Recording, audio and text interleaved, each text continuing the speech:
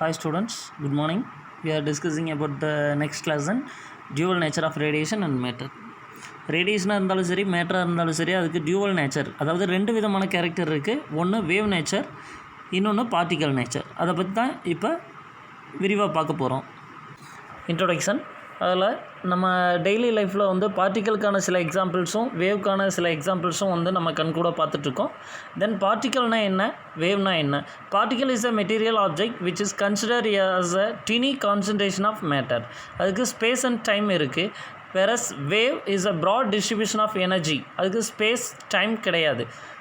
ரெண்டுமே பார்ட்டிக்கலாக இருந்தாலும் சரி வேவாக இருந்தாலும் சரி எனர்ஜி அண்ட் மொமெண்டமாக ஒரு பிளேஸ்லேருந்து இன்னொரு பிளேஸ்க்கு கொண்டு வரது தான் அதோட பர்பஸ்.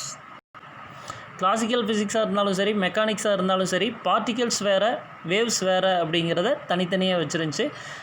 நிறையா ரிசர்ச் பண்ணி பார்த்தாச்சு. அதுலேயும் வந்து கிளாசிக்கல் ஃபிசிக்ஸாக இருந்தாலும் சரி மெக்கானிக்ஸாக இருந்தாலும் சரி ரெண்டுமே, அதாவது வேவ் அண்டு பார்ட்டிக்கல் ரெண்டுமே தனித்தனியான பிரிவுகள் தான் சொல்கிறாங்க. லைட் எனர்ஜி, அதாவது ஆப்டிக்ஸும் அதை தான் சொல்லுது. அதாவது பார்ட்டிகல்ஸ் அண்ட் வேவ்ஸ் ரெண்டுமே இண்டிபெண்ட் சப்ஜெக்ட்ஸ்ன்னு தான் சொல்கிறாங்க. எலக்ட்ரோ மேக்னெட்டிக் ரேடியேஷன் ஒரு சில, அதாவது எலக்ட்ரோ மேக்னெட்டிக் வேவ்ஸ் பார்த்திங்க அப்படின்னா ஒரு சில நேரத்தில் அதுக்கு பார்ட்டிக்கல் நேச்சரும் இருக்குது வேவ் நேச்சரும் இருக்குது. இதே மாதிரி ஃபண்டமெண்டல் பார்ட்டிகல்ஸ் புரோட்டான் எலக்ட்ரான் நியூட்ரான்லாம் இருக்குது. இன்னும் சில பார்ட்டிகல்ஸ் எல்லாம் இருக்குது. அந்த பார்ட்டிகல்ஸ்க்கும் ஃபண்டமெண்டலாக பார்க்கும்போது அதுக்கும் ஒரு சில சூழ்நிலைகளில் வேவ் நேச்சரும் இருக்குது, ஒரு சில சூழ்நிலைகளில் பார்ட்டிக்கல் நேச்சரும் இருக்குது அப்படிங்கிறது சொல்கிறாங்க. இப்போ எக்ஸாம்பிள் இன்டர்ஃபரன்ஸ், டைஃப்ராக்ஷன், போலரைசேஷன் இந்த டைமில் எல்லாம் பார்த்தீங்கன்னா எலக்ட்ரோ மேக்னெட்டிக் ரேடியேஷன்ஸ் பார்த்தீங்கன்னா அப்படின்னா வேவ் நேச்சராகவும், அதே இது photo electric effect, electro magnetic radiations, black body radiation இதெல்லாம் வந்து பார்த்திங்க அப்படின்னா எலக்ட்ரோ மேக்னெட்டிக் ரேடியேஷன் வந்து பார்ட்டிக்கல் நேச்சராகவும் இருக்குது. எலக்ட்ரான்ஸ், ப்ரோட்டான்ஸ் இந்த பார்ட்டிகல்ஸ் எல்லாம் வந்து அதர் பார்ட்டிகல்ஸ் எல்லாம் கண்டுபிடிச்சதுக்கப்புறம் பார்ட்டிக்கலுக்கு வந்து என்ன இருக்குது, மாஸ் அண்டு சார்ஜ் இருக்குது அப்படிங்கிறத கண்டுபிடிச்சாங்க. மாஸ் அண்ட் சார்ஜ் இருக்குதுன்னு சொன்னாங்க. However later experiment showed the under certain circumferences the exhibit wave like properties also. அதாவது வேவோட ப்ராப்பர்ட்டியும் கொஞ்சம் அந்த கேரக்டரும் அந்த பார்ட்டிகல்ஸ்க்கு இருந்துச்சு அப்படிங்கிறது சொல்கிறாங்க. இதில் பார்ட்டிகல்ஸ்க்கு ஒரு சில நேரத்தில் வேவ் நேச்சரும் வேவ்ஸ்க்கு ஒரு சில நேரத்தில் பார்ட்டிக்கல் நேச்சரும் இருந்துச்சு. இதை தான் வந்து duality of radiation and matter அப்படின்னு சொல்கிறாங்க. is discussed with the relevant experimental observation supporting this dual nature. Then electron emission. Electron emission அப்படிங்கிறது என்ன? எந்த ஒரு ஆட்டமாக இருந்தாலும் அதுக்குள்ளே புரோட்டான் எலக்ட்ரான் நியூட்ரான் அப்படிங்கிறது இருக்கும். புரோட்டான் நியூட்ரான் அப்படிங்கிறது நியூக்ளியஸில் இருக்கக்கூடிய பார்ட்டிகல்ஸ். எலக்ட்ரான் அப்படிங்கிறது ரிவால்வ் அரவுண்ட் த நியூக்ளியஸ் அப்படிங்கிறது தெரியும். எந்த ஒரு ரூம் டெம்பரேச்சராக இருந்தாலும் சரி கண்டக்டர் ஃப்ரீ எலக்ட்ரான்ஸ் அப்படிங்கிறது நம்ம இருக்கும் அப்படிங்கிறது பார்த்துருக்கோம். அது ரேண்டம் மேனரில் இருக்கும். இப்போ எந்த ஒரு எலக்ட்ரானும் ஆட்டம்லேருந்து வெளியே வர முடியாத மாதிரி நியூக்ளியஸ்க்கும் எலக்ட்ரானுக்கும் இடையில் ஒரு விதமான நியூக்ளியர் ஃபோர்ஸ் இருக்கும். அதாவது முதல்லே தெரியும் பாசிட்டிவ் அண்ட் நெகட்டிவ் சார்ஜஸ் வந்து ஆர் அட்ராக்ட் ஈச் அதர் அப்படிங்கிறது தெரியும். அதனால் ஒரு எந்த ஒரு மெட்டாலிக் சர்ஃபேஸில் இருந்தாலும் சரி ரூம் டெம்பரேச்சரில் அதனால் வெளியே வர முடியாது. அதுக்கு பேர் தான், அதாவது அந்த நியூக்ளியஸ் எலக்ட்ரானுக்கு வந்து ஒரு ஃபோர்ஸை கொடுத்து என்ன பண்ணோம், அட்ராக்ட் பண்ணிகிட்ருக்கோம். அதுக்கு பேர் தான் என்ன அப்படின்னு பார்த்தீங்கன்னா சர்ஃபேஸ் பேரியர்னு சொல்லுவோம். பேரியர் அப்படின்னா ஒரு தடை, அதாவது ஒரு எலக்ட்ரான்ஸ் வந்து ஒரு மெட்டாலிக் சர்ஃபேஸிலேருந்து வெளியே போகாத மாதிரி ஒரு பொட்டன்ஷியலை வந்து அந்த நியூக்ளியஸ் வந்து எலக்ட்ரானுக்கு கொடுத்துருக்கும். அந்த பொட்டன்ஷியல் பேரியருக்கு பேர் தான் சர்ஃபேஸ் பேரியர். இதை அண்டர்லைன் பண்ணி வச்சுக்கோங்க, இது 2 மார்க்கில் கேட்பாங்க.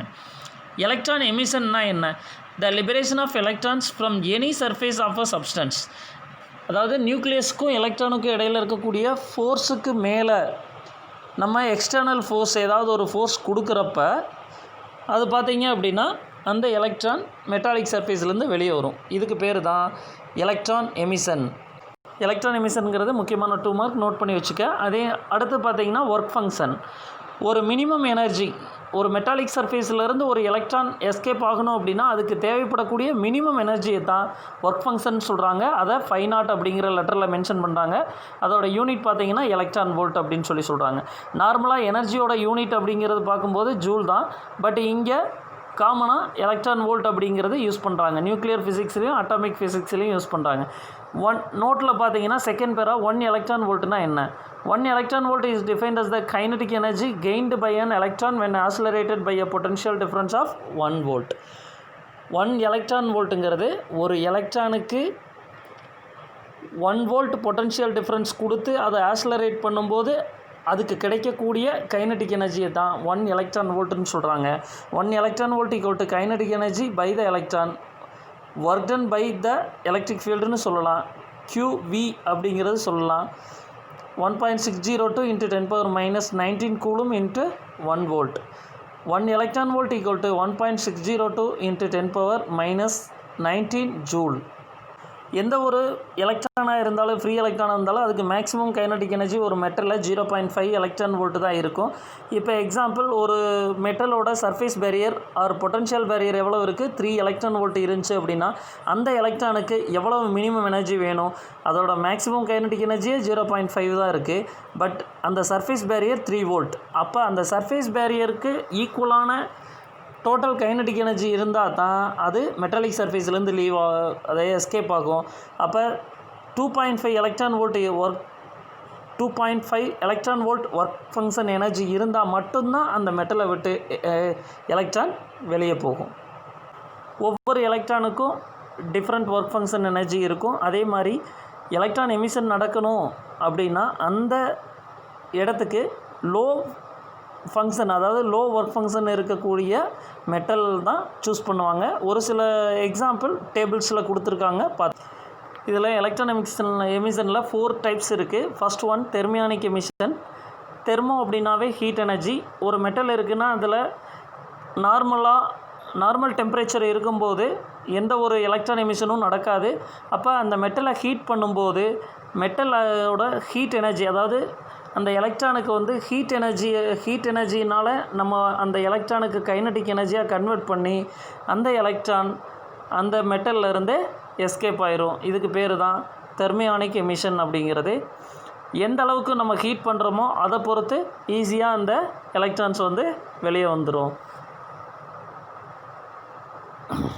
எந்த அளவுக்கு நம்ம ஹீட் எனர்ஜி அதிகமாக கொடுக்குறோமோ அந்த அளவுக்கு நம்பர் ஆஃப் எலக்ட்ரான்ஸ் வந்து எமிட் ஆகும். Example cathode ray tubes, electron microscope, x-ray tubes.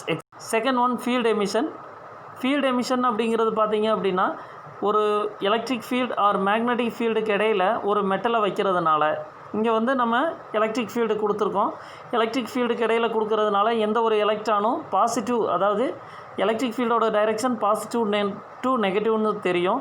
2 பிளேட்டுக்கு இடையில் தான் அந்த மெட்டல் வச்சுருக்கோம். ஒரு பிளேட் பாசிட்டிவ், ஒரு பிளேட் நெகட்டிவாகவும் இருக்கும். அந்த பாசிட்டிவ் பிளேட் எலக்ட்ரான்ஸை அட்ராக்ட் பண்ணும். அதே மாதிரி நெகட்டிவ் அயன்ஸ் வந்து என்ன பண்ணும், நெகட்டிவ் சீட் வந்து பார்த்திங்கன்னா நெகட்டிவ் சார்ஜ் இருக்கக்கூடிய அந்த மெட்டல் பிளேட் எலக்ட்ரான்ஸை ரிப்பல் பண்ணும். அதனால் எலக்ட்ரான்ஸ் வந்து ஸ்ட்ராங் எலக்ட்ரிக் ஃபீல்டுனால அது எஸ்கேப் ஆகி வெளியே வந்துடும். இது ஃபீல்டு எமிஷன்னு சொல்லுவாங்க. இதுக்கு example field emission scanning electron microscope, field emission display, etcetera. Third one photo electric emission. When an electromagnetic radiation of suitable frequency is incident on the surface, அதாவது இப்போ example சன்லைட்லேருந்து வந்து நம்ம கீழே வந்து பார்த்திங்க ஏதாவது ஒரு பிளேட் வச்சுருக்கோம். சன்லைட்லேருந்து வரக்கூடிய லைட் எனர்ஜி அந்த பிளேட்டில் பட்டு அந்த பிளேட் வந்து ஹீட் ஆகுது. அதே மாதிரி தான் ஒரு சூட்டபிள் ஃப்ரீக்வன்சி இருக்கக்கூடிய சோர்ஸ்லேருந்து வரக்கூடிய லைட் ரேஸ் அந்த மெட்டாலிக் சர்ஃபேஸில் பட்டு ஹீட் ஆகும்போது அந்த இதுவும் வந்து தெர்மியானிக் எமிஷன் மாதிரி தான். அந்த எனர்ஜி வந்து அதாவது அந்த எலக்ட்ரான் போதுமான எனர்ஜியாக அந்த லைட் எனர்ஜியிலேருந்து எடுத்து அது எஸ்கேப் ஆயிரும். இதுக்கு பேர் ஃபோட்டோ எலக்ட்ரிக் எமிஷன் அப்படிங்கிறது. இதுக்கான example photo diodes, photo electric cells. இதில் முக்கியமாக நோட் பண்ணிக்கிறது suitable frequency of incident light, அதை முக்கியமாக நோட் பண்ணி வச்சுக்கோங்க. Then secondary emission.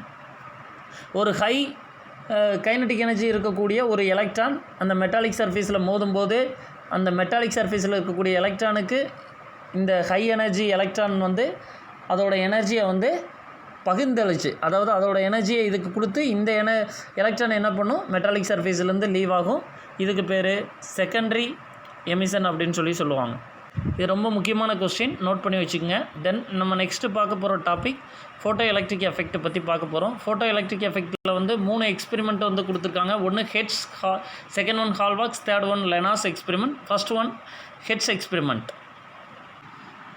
Maxwell theory of electromagnetism Maxwell theory என்ன சொல்லுது அப்படின்னா எலக்ட்ரோ மேக்னெட்டிக் வேவ்ஸ், அதாவது லைட்டுங்கிறது ஒரு எலக்ட்ரோ மேக்னெட்டிக் வேவ்ஸ் தான் அப்படிங்கிறது சொல்லுது. எலக்ட்ரோ மேக்னெட்டிக் வேவ்ஸ் அப்படிங்கிறது இருக்கிறதையும் கண்டுபிடிச்சது இந்த மேக்ஸ்வெல் தியரி தான். அதுக்கடுத்து எலக்ட்ரோ மேக்னெட்டிக் வேவ்ஸை பல சோதனைகள்னால் ரிசர்ச் பண்ணி பல சயின்டிஸ்ட் வந்து அதை உருவாக்கவும் செஞ்சாங்க. ஃபஸ்ட்டு 1887 ஹென்ரிச் ஹெட்ஸ் அப்படிங்கிறவர் ஃபஸ்ட்டு எலக்ட்ரோ மேக்னெட்டிக் வேவ்ஸை அங்கே ப்ரொடியூஸ் பண்ணுறாரு. எந்த மாதிரி அப்படின்னு பார்த்தீங்கன்னா 2 ஹை வோல்டேஜ் இண்டக்ஷன் காயில் எடுத்துட்டார். அதுலேருந்து causing a spark discharge between 2 metallic spheres. 2 metallic spheres இடையில் 2 இண்டக்ஷன் காயில் எடுத்துட்டார். அந்த காயிலுக்கு இடையில் பார்த்தீங்க அப்படின்னா 2 பால்ஸ் எடுத்துட்டார். அந்த பால்ஸ் இடையில் ஸ்பார்க்கை வந்து அங்கே உருவாக்குறாரு. when a spark is formed, the charges will oscillate back and forth rapidly and the electromagnetic waves are produced.